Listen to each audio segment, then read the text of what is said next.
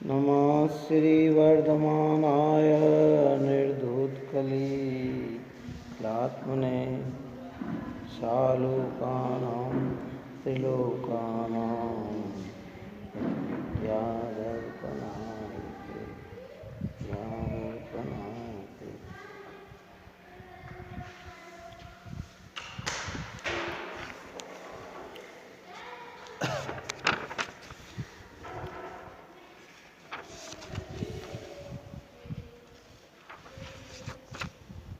11वीं भावना अपने 12वीं भावना बहुश्रुत भक्ति भावना की चर्चा अपन की। अब यहाँ आगे प्रवचन भक्ति भावना की चर्चा चलती है। 16 कारण भावना में एक एक भावना बड़ी पवित्र निर्मल है। शुद्धात्म अनुभव के साथ धर्मी जीव के अंदर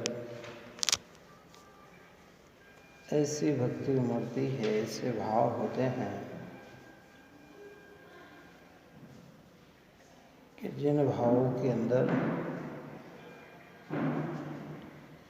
तीर्थंकर जैसे पद की भी बंधना हो जाती है। मैंने पहले कहा था कि 16 कारण भावना को भाने वाले तीर्थंकर बने ये जरूरी नहीं है, पर जितने भी तीर्थंकर हुए हैं उनने भावना 16 ही पाई है। 16 ही भावना महान पुण्यवर्धक भावना है। जितने भीतर में विशुद्धि है, निर्मलता है, अनुभूतता है, वह तो वास्तविक धर्म है। और विशुद्धि के साथ ये जितने भी भाव हैं ये उत्कृष्ट पुण्यवर्धक भाव हैं। अब यहाँ 13वें नंबर की भावना अपने प्रवचन भक्ति भावना की चर्चा करते हैं। अब प्रवचन भक्ति नाम की 13वीं भावना का वर्णन करते हैं। प्रवचन का अर्थ जिनेन्द्र सर्वज्ञ वीतराग द्वारा प्रणीत आगम है, जिसमें 6 द्रव्य 5 अस्तिकाय 7 तत्वनों पदार्थ का वर्णन है तथा कर्मों की प्रकृतियों के नाश का वर्णन है, वह आगम है। प्रवचन अर्थात जिनेन्द्र सर्वज्ञ भगवान वीतराग के द्वारा जो प्रणीत आगम है, सर्वज्ञ भगवान की वाणी सुनकर गणधर के द्वारा जो रचा गया श्रुत है, उसी का नाम है आगम। उन आगम में मुख्यतः वस्तु व्यवस्था की चर्चा, जिसमें 6 द्रव्य 5 अस्तिकाय 7 तत्व 9 पदार्थ का वर्णन है तथा कर्मों का नाश किस प्रकार से होता है, ये सब आगम है। जो अपन ने बहुश्रुत भक्ति भावना की चर्चा की, उसमें भी द्वादशांग की महिमा को गाया, सम्यक ज्ञान की महिमा को गाया, समस्त जिनेन्द्र कथित जिन श्रुत की महिमा को गाया, उनके प्रति अनुरागता को गाया। उसी बात को लक्ष्य में लेकर आगे कहते हैं कि प्रवचन भक्ति, वचन के आगे प्र लग जाने से प्र का अर्थ होता है प्रकृष्ट, उत्कृष्ट, श्रेष्ठ भगवंतों की जो वाणी है वो कैसी है? श्रेष्ठ वाणी है। उस वाणी के प्रति जो भीतर में हमारी अनुरागता होती है, प्रेम होता है, प्रीति होती है, उसको कहते हैं प्रवचन भक्ति। सुनते वक्त उत्साहित होना, सुनने की लालसाएं बनाए रखना, पढ़ने की लालसाएं बनाए रखना, ये सब प्रवचन भक्ति में आता है। क्या यूं तो पूरा द्वादशांग है, लेकिन मूल रूप में इस द्वादशांग के सारभूत वस्तु में चर्चा 6 द्रव्य की है, जिसको अपन रोज ही समझते सुनते हैं। 5 अस्तिकाय है। 6 द्रव्यों में कितने द्रव्य अस्तिकाय हैं? 5। काल द्रव्य को अस्तिकाय में नहीं लिया। जीवास्तिकाय, उद्गल भी यद्यपि अस्तिकाय नहीं है, लेकिन एक परमाणु से लेकिन स्कंद होने की उसमें क्या है? योग्यता है। उसको भी अस्तिकाय में जोड़ दिया। जैसे अस्तिकाय की परिभाषा क्या, किसे कहते हैं अस्तिकाय? हाँ, बहुप्रदेशी द्रव्य को अस्तिकाय कहते हैं। जिस द्रव्य के अनेक प्रदेश हो, संख्यात प्रदेश हो, वो कहलाता है अस्तिकाय। अस्तिकाय यानी सत्ता स्वरूप मौजूदगी, इसका अस्तित्व हुआ। हाँ, बहुप्रदेश है, जीव के बहुप्रदेश है, असंख्यात प्रदेशी जीव। धर्मद्रव्य असंख्यात प्रदेशी, अधर्मद्रव्य असंख्यात प्रदेशी, आकाश द्रव्य असंख्यात प्रदेशी, जीव पुद्गल द्रव्य भी, यद्यपि पुद्गल द्रव्य एक प्रदेशी है, परमाणु है, लेकिन उसमें स्कंद होकर बहुत प्रदेश होने की योग्यता है। काल में नहीं है ऐसी योग्यता। किस में नहीं है? काल द्रव्य में नहीं है। इसलिए कालाणु एक एक है, इसलिए उसको अस्तिकाय नहीं कहा। क्या कहा?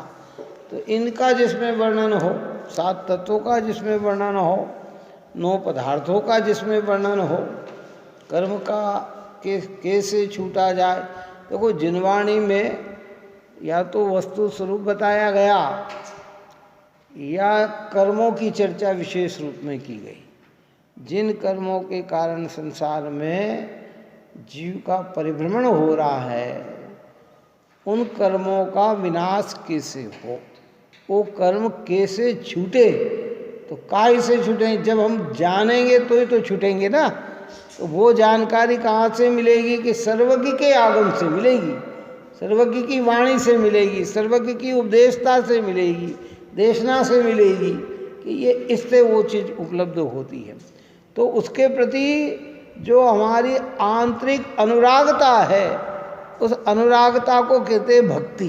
भक्ति की परिभाषा में क्या कहा था? भक्ति किसको कहते हैं? कि गुणों में अनुराग होना भक्ति है। अरहंत के गुणों में अनुराग है तो अरहंत भक्ति है।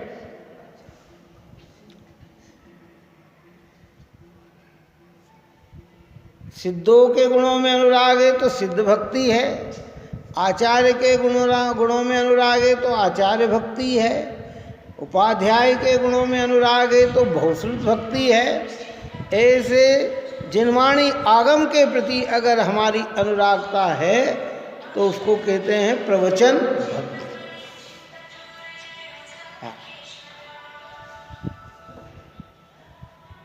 उसके बाद केवल ज्ञान होने का अभाव हो गया नहीं। हाँ, पेंच बदल गया। हाँ, प्रवचन भक्ति में पेंच ही बदल गया। जिसके बहुप्रदेश होते उन्हें अस्तिकाय कहते हैं। जो निरंतर गुण पर्याय को प्राप्त हो उनका नाम द्रव्य है। वस्तुपने के द्वारा जो निश्चय करते हैं उनका नाम पदार्थ है। जिसमें स्वभाव रूप पना उसका नाम तत्व है, स्वभाव रूप पना उसका नाम तत्व है। इनका विशेष कथन आगे प्रकरण पाकर करेंगे। जैसे अंधकार युक्त महल में हाथ में दीपक देखने पर सभी पदार्थ दिखाई देते हैं, उसी प्रकार तीन लोक रूपी मंदिर में प्रवचन दीपक द्वारा सूक्ष्म, स्थूल, मूर्तिक, अमूर्तिक सभी पदार्थ दिखाई देते हैं। बोलो कौन सी लाइन है जो यहाँ से आई?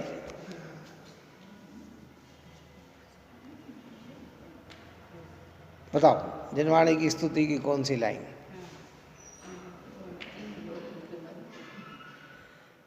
या जग मंदिर में अनिवार अज्ञान अंधेर छयो अति भारी, सिरजी न की धुनि दीप सिकासम, जो नहीं होत प्रकाशन हारी। इन बातों से ये प्रवचन भक्ति है कि संसार में क्या है, अंधकार ही अंधकार। जैसे अंधकार में दीपक के बिना वस्तुएं दिखती नहीं है, ऐसे संसार पूरा ज्ञान अंधकार में है। आगम ही हमें ज्ञान कराता है। कौन ज्ञान कराता है?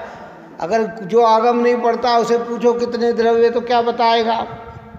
मैंने उस व्यंग भरे शब्दों में कहा था कि जिन लोगों को द्रव्य की परिभाषा, द्रव्य नहीं मालूम है और मंदिर आदि आते हैं, उनसे पूछा जाओ कि क्यों साहब द्रव्य कितने होते हैं, तो वो 8 बता देंगे। कि क्या कहेंगे? अष्ट द्रव्य। कौन से द्रव्य कहेंगे? उनको यही नॉलेज है तो वो क्या कहेंगे कि ये 8 द्रव्य होते हैं। और ज़्यादा से अगर किसी से पूछा तो द्रव्य का अर्थ धन मान लेते हैं। क्या मान लेते हैं कि ये द्रव्य है। लेकिन इनसे द्रव्य के, इस धन से और 8 द्रव्य के होने से जीव का कहीं हित नहीं होता है। 6 द्रव्यमय वस्तु स्वरूप समझने से ही जीव का क्या होता है? हित होता है। क्योंकि 6 द्रव्य को स्वरूप समझने से फिर एक दूसरे का एक दूसरे में मिलान नहीं होता है। अरे नहीं, मैं चेतन स्वरूप आत्मा अलग और ये पुद्गल स्वरूप द्रव्य अलग, धर्म अलग, अधर्म अलग, आकाश अलग, काल अलग, ऐसी भेदता का भाव आता है। इसलिए यहाँ कहते हैं कि भाई जैसे अंधकार युक्त महल में हाथ में दीपक लेकर देखने पर सभी पदार्थ दिखाई देते हैं, उसी प्रकार 3 लोक रूपी मंदिर में प्रवचन रूप दीपक द्वारा सूक्ष्म, स्थूल, मूर्तिक, अमूर्तिक सभी पदार्थ दिखाई देते हैं। कहाँ से दिखाई दे रहे हैं? अब कार्बन वर्गणा हमें नहीं दिखाई दे रही है, लेकिन आगम ज्ञान से हमने कह दिया ये पुद्गल है। बोलो, आगम का ज्ञान नहीं हो तो क्या करें? ये भाषा हमारी पकड़ में नहीं आ रही, आंखों से नहीं दिख रही है, लेकिन जिनवाणी का ज्ञान हो गया तो हमारे क्या पता है कि ये पुद्गल परमाणु है।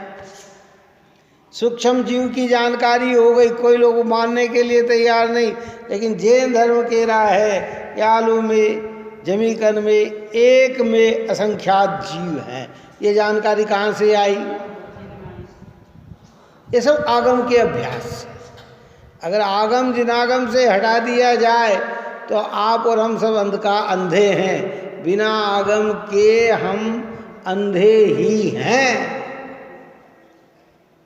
जितनी भी नालेजता मिली है वो इस आगम के बल पर मिलती है। इसलिए भगवंत के वचनों के प्रति, निर्ग्रंथों के वचनों के प्रति जो हमारी अनुरागता होती है उसको कहते हैं प्रवचन भक्ति है। मूर्तिक अमूर्तिक, आत्मा अमूर्तिक है, शरीर मूर्तिक है, धर्म अधर्म आकाश काल अमूर्तिक है। ये कहाँ से पता लगा? आगम पढ़े। क्यों भाई 6 द्रव्य में बताओ मूर्ति कितने, अमूर्ति कितने। अब उसने पढ़ा हो तो बता देगा, नहीं सुना हो तो बता देगा, और नहीं पढ़ा हो नहीं सुना हो तो क्या कहेगा कि पता नहीं भैया क्या मूर्तिक है और क्या अमूर्तिक है। हमें तो मूर्तिक का भी नॉलेज नहीं कि मूर्तिक किसे कहते हैं। हमें तो अमूर्तिक का भी पता नहीं कि अमूर्तिक किसे कहते हैं। कह भाई जिसमें स्पर्श रसगंध वर्ण पाया जाए वो मूर्तिक पदार्थ है, और जिसमें स्पर्श रसगंध वर्ण न हो वह अमूर्तिक पदार्थ है। अमूर्तिक पदार्थ का दूसरा नाम अरूपी है और मूर्तिक पदार्थ का दूसरा नाम रूपी है। क्या है? ये रूपी है। वो अरूपी है। रूपी कहने में चारों गुण गर्भित हो गए। काय में? रूपी कहने में चारों गुण गर्भित हो गए। चार गुण कौन से? स्पर्श, रस, गंध और वर्ण। ये जहाँ रूपी कहा तो ये सब उसमें गर्भित हो गए। और अरूपी कहने के अंदर इन चार गुण से रहित जितनी भी वस्तु है वो क्या हो गई? अरूपी हो गई। वो अरूपी हो गई।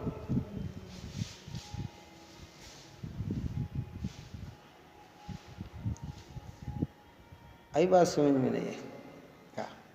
बहुत गजब की बात है। जो समय सार चलेगा तो इसकी और व्याख्या विशेष रूप से कहेंगे।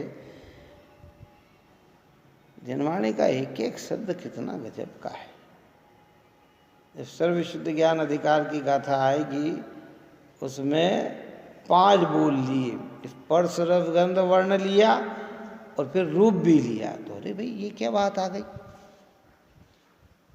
ये रूप यानी क्या? तो फिर इस रूप को अलग, रूप का अर्थ हम वर्ण मानते हैं। रूप का अर्थ क्या मानते हैं? वर्ण यानी रंग। तो फिर यहाँ रूप क्यों लिया? कि वो स्पर्श, रस, गंध, वर्ण के तो एक एक अलग अलग भेद कर किए और रूप के कर चारों को एक में गर्भित किया।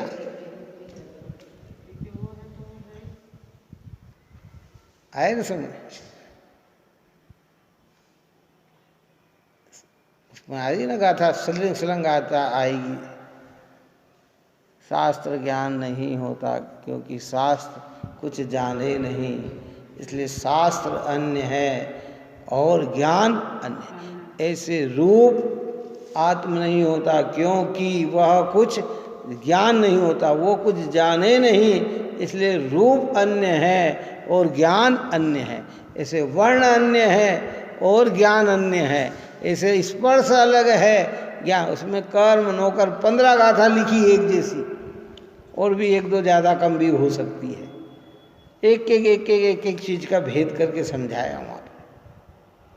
अद्भुत गाथा है क्या? ऐसी रहस्यमय गाथा है ये सब क्या? ऐसे यहाँ ये समझाते हैं कि भाई प्रवचन रूप नेत्रों द्वारा ही मुनीश्वर चेतन आदि गुणों के धारक समस्त द्रव्यों का अवलोकन करते हैं।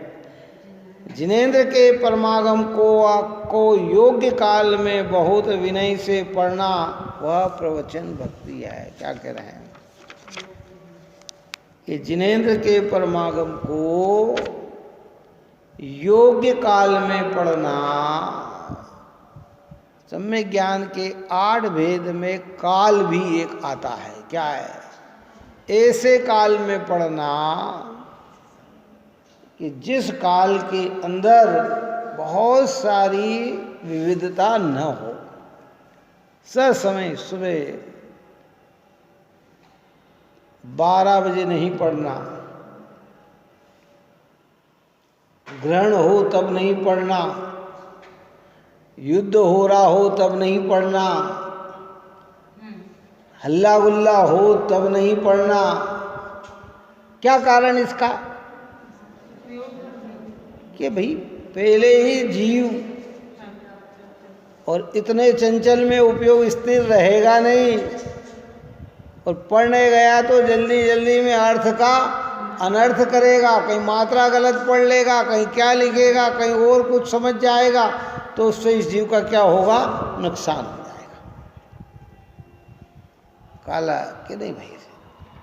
जो समय जैसा जैसा है, इसलिए ये क्या कि जिनेंद्र के परमागम का योग्य काल में बहुत विनय से पढ़ना वो प्रवचन भक्ति।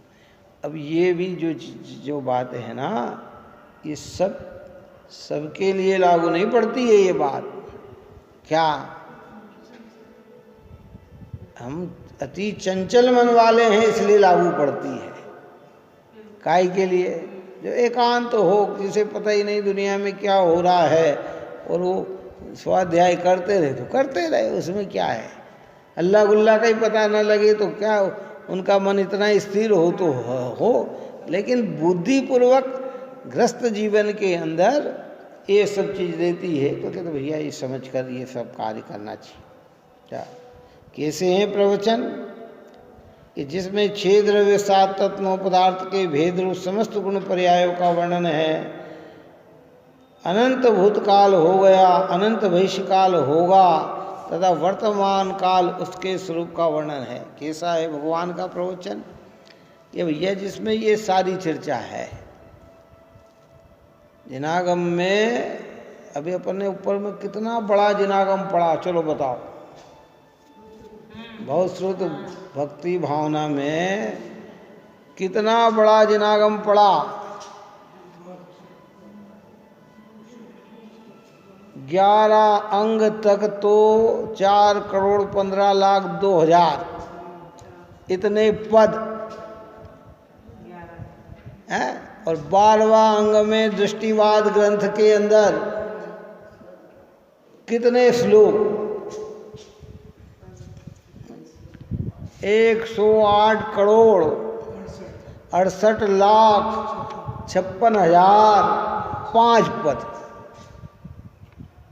इतने पद ये है दृष्टिवाद के। और उसके फिर एक एक अंग की व्याख्या की गई, फिर प्रकीर्ण की व्याख्या की गई, फिर इसके अलावा भी जो अंग बाह्य हैं उनकी व्याख्या की, जिसकी 8 करोड़ ने ऊपर उसके भी इतने पद बताए गए।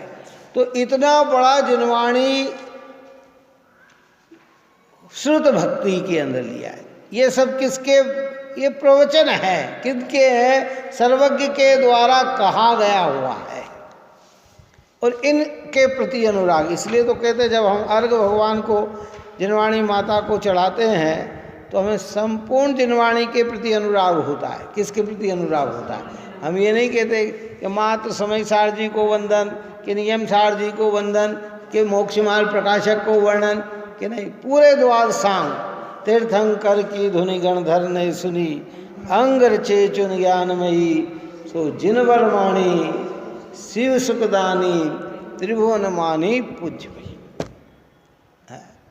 सारी द्वार सांग जिनवाणी और पूरा एक एक अक्षर, जहाँ जहाँ भी त्रिलोक में भगवंत की वाणी विराजमान है उनके प्रति हमारे हृदय में भक्ति का भाव होना, कहते हैं वह प्रवचन भक्ति है। उन प्रवचन के प्रति भक्ति भाव होना, वो प्रवचन भक्ति, भगवान की देशना के प्रति भक्ति भाव होना, ये सब प्रवचन भक्ति है। क्या कि कहते हैं अनंत भूतकाल हो गया, अनंत काल भविष्य काल हो गया, वर्तमान काल उनके स्वरूप का वर्णन है। जिसमें अधोलोक की 7 पृथ्वियों का, नारकियों के रहने के, उत्पत्ति के स्थान का, आयु, काय, वेदना, गति आदि का वर्णन है तथा भवनवासी देवों के 7,72,00,000 भवनों का, उसकी आयु, काय, वैभव, विक्रिया, भोग का अधोलोक में वर्णन किया है। कितने? 7,72,00,000 पताल विषय जिन मंदिर जानो। कितना? पताल विषय, पताल यानी नरक, नीचे पृथ्वी के नीचे 7 नरक है, जिसमें पंख भाग और खर भाग, उस पंख भाग और खर भाग के अंदर भवन व्यापी देव रहते हैं। और जिनके भवन इतने बड़े हैं और एक एक भवन में एक एक अकृत्रिम जिन मंदिर है। कितना है? बात ही समझ में नहीं आई। हम बोलते हैं ना 7,72,00,000 पताल विषय जिन मंदिर जानो। और उतने ही भवन हैं। भवनवासी का मतलब सीधा अर्थ है, शाब्दिक अर्थ, भवन में निवास करने वाले को कहते हैं भवनवासी। किसको कहते हैं? भवनवासी का मतलब क्या हो गया? भवन यानी मका, घर जो है हमारे जैसा नहीं होगा 40 बाई 40 का कि 50 बाई 100 का। अरे बहुत विशाल भवन। समझ में आ रही बात कि नहीं आती? भवन का मतलब क्या होता है? पुराने समय में होता था जैन भवन। जैन भवन का अगर जिसका नाम है तो वहाँ ये समझना कि वहाँ 10-20 व्यक्ति रहने वाले का नाम जैन भवन नहीं होता है, उसमें कई लोग ठहर जाए ऐसा होता है। पुराने समय में तो यही था। अब सब बदल बदल कर अलग अलग नाम हो गए। आनंद भवन, स्वाध्याय भवन। क्यों? मतलब क्या, ये लिमिटेड व्यक्तियों के ठहरने की व्यवस्था नहीं होती थी इसके अंदर, बड़ा विशाल होता था। ऐसे भवन जो हैं, कलकत्ता में गए तो कहते जैन भवन कहाँ है? पहले ठहरने का एक स्थान था कलकत्ता में, अगर कोई वहाँ जाता तो कि जैन भवन। उस जैन भवन में अच्छा बड़ा लंबा चौड़ा 4-5 बने। आजकल तो और सुविधा हो गई, बहुत सारी उसमें व्यवस्था हो गई। उस समय तो इतनी व्यवस्था नहीं थी। आज तो कहने का मतलब, ये भवन का मतलब ये है कि जो नरकों के अंदर भवनवासी देवों के रहने का स्थान है ना। क्या बताया? 7 नरकों में, ये 7 नरक कहाँ हैं? अधोलोक में। काय में? आप और हम जो हैं वो मध्यलोक है। ऊपर जो स्वर्ग आदि की व्यवस्था है कितना, वो क्या है? वो ऊर्ध्वलोक है ना। तो ऐसे जो नीचे व्यवस्था है वो अधोलोक है। तो उस अधोलोक के ऐसे क्रम से 3 भेद किए गए। अब्दुल भाग में नारकी रहते हैं। कहाँ रहते हैं? अब्दुल जो भाग है उसका, उसमें नारकियों का निवास है। जो दुख है ना नरकों में, ये 2 में दुख नहीं है, पर वो कहलाता कहाँ है? वो अधोलोक होने से वो नाम नरक पाता है। काय का नाम पाता है कि भाई पृथ्वी के नीचे क्या है कि इसमें नरक है। तो नरक में यद्यपि अभी प्रारंभिकता में वहाँ वो भवनव्यापी देवों का निवास है। उसके बाद जब, और इसका ऐसा छोटा मोटा बिल नहीं होता है, बहुत बड़ी है उसकी। कितनी व्याख्या करें भाई, इतने बिल हैं उसके क्या। इसलिए यहाँ अभी अपन इतनी ही चर्चा करते हैं कि उत्पत्ति स्थान, आयु, काय, वेदना आदि का वर्णन है तथा भवनवासी देवों के 7 करोड़ 72 लाख भवनों का, उसकी आयु, काय, वैभव, विक्रिया, भोग का अधोलोक में वर्णन किया है, जिसमें मध्यलोक संबंधी असंख्यात द्वीप समुद्र का, उसमें मेरु पर्वत, नदी, सरोवर आदि का तथा कर्म भूमि के विदेश क्षेत्रों का, भोग भूमि के 96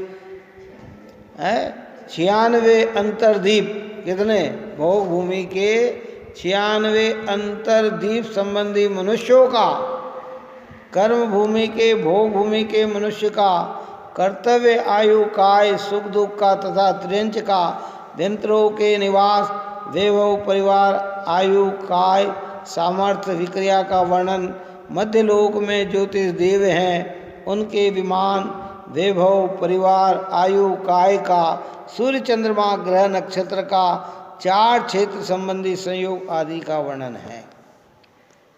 काय में आया ये सारा वर्णन? प्रवचन में भगवान सर्वज्ञ की वाणी में ऐसा सारा बताया है। कौन जाने नहीं कि भाई कौन कहाँ है और कौन कहाँ है। मध्यलोक की क्या व्यवस्था, कितना बड़ा मध्यलोक है, अधोलोक कितना बड़ा है, ऊर्ध्वलोक कितना बड़ा है, कहाँ की कितनी आयु है, कैसी है, यह भी अपन ऊपर में बहुश्रुत भक्ति में सब चर्चा की है ना। वो बहुश्रुत भक्ति भी, जो बहुश्रुत है वह भी सर्वज्ञ की ही वाणी है। और प्रवचन भक्ति भी क्या है, वहाँ इतना अंतर है प्रवचन भक्ति और बहुश्रुत भक्ति के अंदर, कि वहाँ जो बहुश्रुत भक्ति है उसमें उपाध्याय भगवंत को मुख्य किया। काय को किया? क्योंकि 11 अंग 14 पुरों के पाठी कौन होते हैं? वे होते हैं, उनके प्रति। और यहाँ कहा कि सर्वज्ञ की जो वाणी है, उस वाणी, वो प्रवचन जो है वो प्रवचन भक्ति है, वो प्रवचन भक्ति। उपाध्याय के प्रति अनुराग रखना वो बहुश्रुत भक्ति है, और जिनेंद्र भगवान की वाणी के प्रति जो अनुराग रखना वो प्रवचन भक्ति है। प्रवचन करना और प्रवचन में अनुराग रखना, ये सब प्रवचन भक्ति हो जाती है। पर मुख्य रूप से टोटल साहब ने लिखा मोक्षमार्ग प्रकाशक में कि मुख्य रूप से जिनवाणी के कर्ता, रचयिता, प्रवचन करता तो साक्षात अरहंत भगवान ही है। और फिर गणधर भगवान कहा, फिर आचार्य भगवंत कहा, फिर उपाध्याय भगवंत कहा, फिर साधु मुनिराज कहा, और उसके बाद सम्यक दृष्टि को कहा, श्रद्धानी श्रावक को कहा कि ये वक्ता हैं। प्रवचन करने वाले कौन हैं? कि ये हैं। वो सर्वज्ञ साक्षात वक्ता तो हम किसकी, इसलिए इसका नाम ही क्या रखा? जिन वाणी। क्या रखा? हम क्या बोलते हैं? जिन वाणी। किसकी वाणी है ये? जिन। जिनके ज्ञान में पूरा विश्व झलक रहा है, और जैसा झलका वैसा वे बता रहे हैं, उसका नाम है जिनवाणी। इसलिए अपन ने पहले एक बात कही थी, जब यहाँ पंडित जी साहब तेजमल जी पिड़ावा जी वाले आए थे, सिद्ध चक्र मंडल विधान जब उस मंदिर में मंडा था, बहुत पुराने समय में था, तो उन्होंने कहा कि भाई जगत में एक होती है जगत वाणी, एक होती है भगत वाणी, और एक होती है जिनवाणी। क्या हो? कौन कौन सी वाणी? एक जगत वाणी। जितना भी आप और हम लौकिकता में जितना भी बोलते हैं वो क्या है? वो जगत वाणी है। और एक होती है भगत वाणी। भक्ति के आवेश में भगत भगवान को भी कर्ता कह देता है। भक्ति के आवेश में भगत भगवान को ही कह देता है कि भाई तुम ही हाथ बढ़ा दो स्वामी, तारो तो तर जाए। क्या? हे प्रभु, मैंने तेरे ही भरोसे आदिनाथ सागर में नैया डाल दी, अब तुम डुबाओ तो डुबाओ और तिराओ तो तिरा दो। ये क्या है? भगतवाणी। तुम ही करता हो। दरिद्री को विधान दीना है, अपंग को अंधे को आंखें दे दी, लंगड़े को पैर दे दिए। ये सब भगत वाणी है। क्या काय की वाणी है ये भगत वाणी। व्यवहार में कहा जाता है, कोई बात नहीं भैया, तुम मंदिर जाओ, तुम देखो तो सही, दर्शन करके देखो सही, सब तुम्हारी दरिद्रता खत्म हो जाएगी, तुम्हारी दुकान अच्छी चलने लग जाएगी, तुम पढ़ने लिखने लग जाओगे, अच्छे पास हो जाओगे। तो ये सब भगत वाणी है। क्या वाणी है? और जिनवाणी कैसी है? सर्वज्ञ की वाणी कैसी है? जो सुबह की गाथा चल रही वो सर्वज्ञ की वाणी है, वो जिनवाणी है कि एक द्रव्य दूसरे द्रव्य का कर्ता नहीं है। 6 द्रव्य 7 तत्व 9 पदार्थ 85 काय, जैसा स्वरूप है वैसा ही सम्यक दर्शन के बिना आत्मा का किंचित भी हित नहीं हो सकता, मुक्ति का मार्ग नहीं मिल सकता। ये जिनवाणी है। कैसी? और भगत वाणी में तो क्या होगा कि पाप करेगा तो भी धर्मात्मा बता देगा, और पुण्य करेगा तो अनंत भव में नहीं, तुम अगले भव में ही मोक्ष चले जाओगे, ऐसा भी कह देंगे भगत वाणी में। भगत की वाणी तो ऐसी ही होती है। तो विश्वास किसका करना?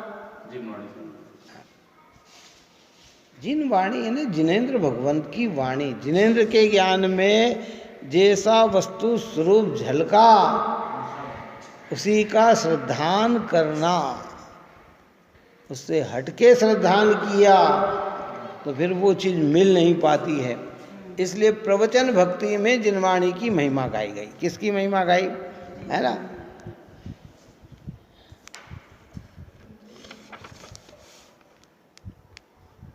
ऊर्ध्वलोक में 63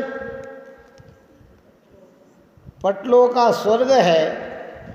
अमिंद्र के पटल का, इंद्रादिक देवों का वैभव, परिवार, आयु, काय, शक्ति, गति, सुखादि का वर्णन है। इस प्रकार सर्वज्ञ द्वारा प्रत्यक्ष देखे 3 लोकवर्ती समस्त द्रव्यों के उत्पाद वे द्रव्य स्वरूप समस्त प्रवचन में वर्णन किया है। कर्मों की प्रकृतियों का बंद होने का, उदय का, सत्व का, संक्रमण आदि का समस्त वर्णन आगम में है। इसलिए इसी में आएगा रत्नकण सावकाचार में निकल गया पहले कि इस जिनवाणी पढ़ने का इतना लाभ होता है, कितना लाभ कि थोड़ा सा पढ़ता तो थोड़ा है और सारे लोकालोक की जानकारी मिल जाती है। कितना फायदा, आप बात समझ रहे हैं? कितने अंग पढ़ लिए अभी तक हमने, पूर्व पर्याय में नहीं, वर्तमान में। बोलो कितने अंग पढ़ लिए? चलो अंग नहीं पढ़े, कितने पद पढ़ लिए? चलो पद नहीं पढ़े हमने, उसके कितने श्लोक पढ़ लिए हमने। लेकिन थोड़ा पढ़ने पर भी पूरे विश्व की जानकारी मिल गई। काय की मिल गई? थोड़ा पढ़ने पर भी। जिनने पूरा पढ़ा हो उनका ज्ञान कितना विषय, जिन वचनों में क्या है। अरे भाई, जगत के जीवों को पता ही नहीं इन बातों। अल्प ज्ञान होने पर भी बहुज्ञानी कहला जाता है। कोई कहता है अरे नहीं भाई, कोई कहता नरक नहीं होते, अरे भी रुको रुको है। स्वर्ग नहीं होता, अरे रुको रुको रुको है। हमको किसी भगवान ने बनाया कि नहीं? नहीं भैया, किसी ने नहीं बनाया, हम तो अनादि अनंत हैं। काय से हो गया ज्ञान? काय से मिला? ये सब आगम भगवंतों की वाणी से। कोई मूर्ख नहीं बना सकता। जो जिन वाणी का अभ्यास करते हो ना भगवान की वाणी के अनुसार, उसे कोई मूर्ख नहीं बना सकता, उसे ठग नहीं सकता। ठगाता कौन है? कि जो भगवान की वाणी को सही तरीके से नहीं समझता है, वो काय से ठगाना। धन दौलत की बात नहीं करे, धन से तो ज्ञानी भी ठगा जाते हैं। कौन ठगा जाते हैं? क्योंकि वो इतने करुणावान होते हैं कि कोई धर्म का चोला पहन के आ जाए ना। वो भी बीच में हुआ था ना, एक भाई साहब आए थे, पहले भी बताया था, 15 साल पुरानी घटना है। म्लेच्छ मुसलमान थे, लेकिन उन्होंने कहीं समयसार का नाम सुन लिया, रत्नकण सावकाचार्य का नाम सुन लिया, मोक्ष मार्ग प्रकाशक का नाम, या किसी के निकट भी रहे, तो वो आए हेमंत जी की दुकान पे और उनसे बहुत बातचीत करने लगेंगे। तो उन्होंने कहा, अरे भैया ये तो वाह बहुत अच्छा है। फिर उन्होंने मेरे परिचय कराया। वहाँ पे भी आए, मैं भी प्रभावित हो गया। प्रभावित इसलिए नहीं हो गया, अन्य मत वाला ये बात कर रहा है, समय सार की बात कह रहा है, तो ये है।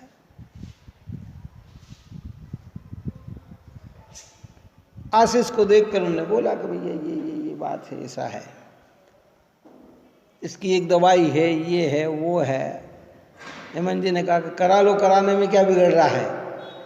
तो उसको खाली 800 रुपये दिए। कितने दिए? और उसके बाद वो लौट के ही नहीं आया। अब कितनी बड़ी चर्चा करी उसने। रात को नहीं खाता, मेरे ससुराल में होता है तो मैं ये नहीं खाता, मांस आदि का मेरा त्याग है, फलाने है। अगर वो मेरे से 800 नहीं 8000 भी मांगता ना, कितना तो दे देता। क्योंकि अपन काय पे महत्वपूर्ण समझा अपन ने, उसके प्रति जिन वचनों की जो भावना थी, तो करे आज ये व्यक्ति अगर धर्म की बात मानता है। अब वो अपन ने उसको फ्रॉड कैसे हुआ? हेमंत जी को तो बहुत समय तक विश्वास ही नहीं हुआ कि ये फ्रॉड हो सकता है, क्योंकि उसने पर हुआ क्यों? चलो महीने भर नहीं आया, 2 महीने नहीं आया, 4 महीने नहीं आया, तो एक पत्र डाल सकता था कि भैया मैं आपसे जो पैसे ले गया था ना, और पैसे काहे के लिए ले गया? वो मांग के ले जाता तो तकलीफ की बात नहीं थी। पैसे काहे के लिए ले गया? इलाज की दवाई लाना है, इसलिए पैसे ले गया। तो ठगा जाते, काय में ठगा जाते। लेकिन कोई तत्व में नहीं ठग सकता है, काय में नहीं ठग सकता है कि तत्व को चाहे जैसा बता दे, तो जो आगम का अभ्यास करता है वो धन से ठगा सकता है, शरीर से ठगा सकता है, लेकिन श्रद्धा से ठगाने वाला नहीं है।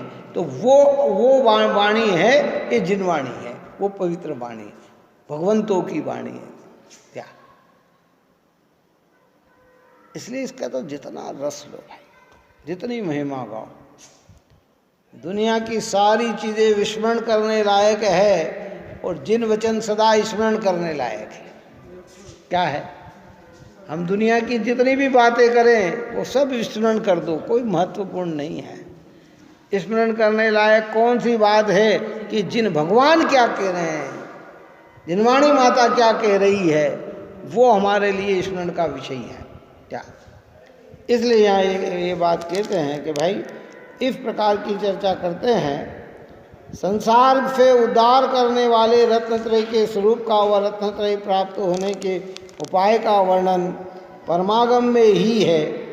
गृहस्थपने में श्रावक धर्म की जघन्य मध्यम उत्कृष्ट चर्चा का तथा श्रावकों के व्रत संयम व्यवहार परमार्थ रूप प्रवृत्ति का वर्णन प्रवचन से ही जानते हैं। घर के त्यागी मुनिराज के महाव्रताधिक 28 मूल गुण, 84 लाख उत्तर गुण, स्वाध्याय ध्यान आहार विहार सामायिक आदि चारित्र चर्चा का, धर्म ध्यान शुक्ल ध्यान आदि का, संलेखना मरण की समस्त चर्चा का वर्णन प्रवचन में है। काय कौन से प्रवचन में है?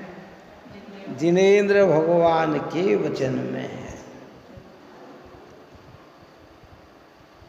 और ये समार्ग है बस। इसलिए तो अपन कहते हैं कि भाई कोई भी बात सुनो पहले विचार करो, चिंतन में लो, और हमारे विचार चिंतन में कदाचित आ भी जाए तो ये देखो कि ये आगम में लिखी है कि नहीं लिखी है। नहीं तो अज्ञानी के कुतर्क भी ऐसे हैं कि वो कुतर्क दे दे और हमें सच्चा सही दिखने लग जाए सामने। बात ही समझ में नहीं आई, किसी ने कोई बात कह दी हमको हैं, और उसने ऐसे तर्क दिए हमको लगे कि हाँ ये बात सत्य है, कि तुम्हारे लगने से कुछ नहीं होगा, वो बात आगम में लिखी है कि नहीं लिखी है। वो लिखी है तो 100% सत्य है। अब चाहे तुम्हारे समझ में आए चाहे तुम्हारे समझ में न आए,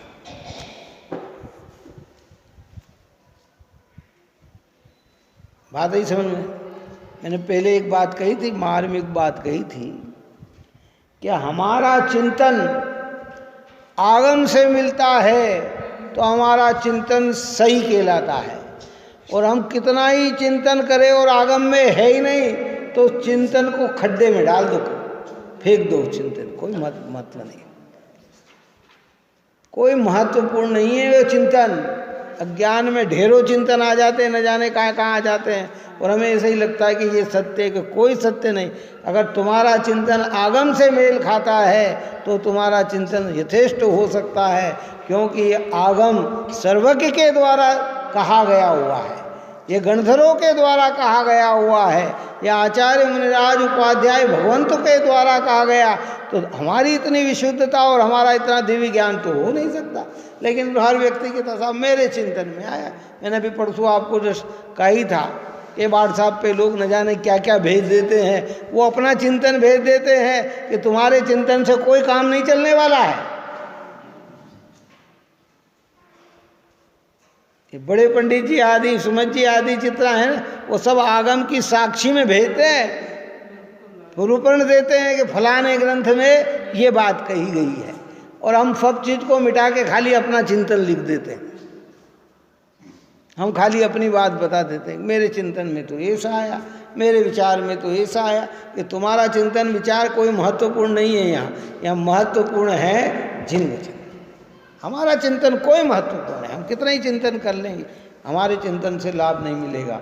लाभ मिलेगा सर्वज्ञ की वाणी से। भगवान क्या कह रहे हैं, भगवान की वाणी में क्या आया है, और उसमें तर्क युक्ति आदि लगाई जाए। टोडरमल जी साहब ने लिखा कि भैया जिनवाणी में भी लिखा हो और वो युक्ति तर्क से बात जमती हो तो वो बात भी प्रमाणिक मानी जाती है, और अगर युक्ति और बाधा आती है तो फिर समझना कि ये भी किसी ने कल्पना करके लिख दी है, ये जिन वचन नहीं है। नहीं तो इसमें भी हम कि साहब आपने ही कहा कि आगम, तो देखो ये फलाने आगम में लिखा कि फलाने ने ऐसा किया, ये करना चाहिए कि नहीं भाई। उसमें भी फिर परीक्षा प्रधानी बनने की प्रेरणा दी गई, युक्ति लगाने की प्रेरणा दी, तर्क लगाने की प्रेरणा दी। क्या इस प्रकार की चर्चाएँ की है। आगे प्रकरण अपना और प्रवचन भक्ति का चलेगा। आप और हम सभी जीव निरंतर एक पवित्र जनवाणी माता के निकट रहकर अपनी श्रद्धा को यथेष्ट करें और ऐसे देव शास्त्र गुरु के सानिध्यता में बने रहें। यही मंगल भावना। सहजानंदे शुद्ध स्वरूपी अविनाशी हो आत्मस्वरूप। सहजानंदे शुद्ध स्वरूपी अविनाशी हो आत्मस्वरूप। सहजानंदे शुद्ध स्वरूपी अविनाशी हो आत्मस्वरूप। निज में बताई यह अनंत उपकार है, उसके लिए जिनवाणी माँ को वंदना शत बार है, वंदना शत बार।